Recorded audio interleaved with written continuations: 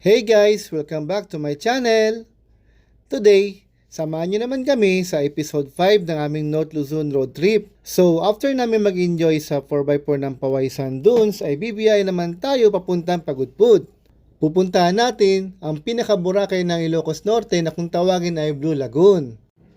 Pero bago tayo pumunta mga paps sa Pagudpud ay may mga side trips muna tayong hihintuan. Bali, pupuntahan natin ang Malacanang of the North.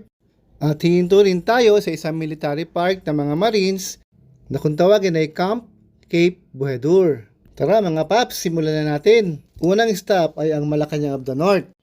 Dito rin yan mga paps sa Pawai. Ang Malacanang of the North mga paps ay dating summer residence ni Presidente Ferdinand Marcos.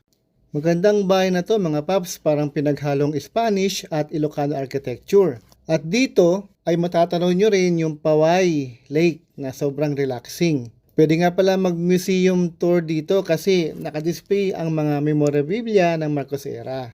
Ang entrance fee nga pala dito mga paps ay 70 pesos at 50 naman para sa mga students at senior citizen.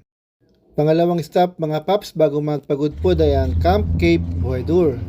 Dito ay makita nyo na nakadisplay yung mga decommissioned na ginamit ng ating armed forces. Ito yung mga retired AFP assets. May kita mo rin dito yung pinagmamalaki natin noon, dati, na jet fighter, yung tinatawag na F-5S. Tapos yung mga military truck na made in the Philippines.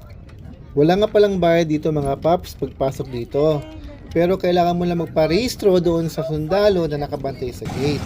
So mga paps, after ng ating mga historical stops, ay punta naman tayo sa Blue Lagoon dito sa Pagudpud.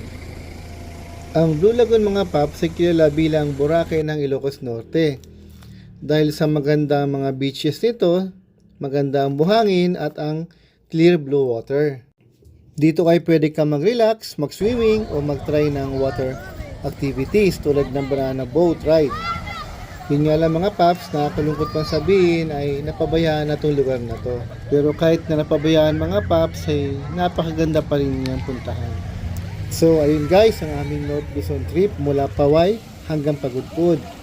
Mga paps, don't forget to like naman, comment and subscribe dito sa aming munting channel for more videos. Kita-kits po tayo sa next trip.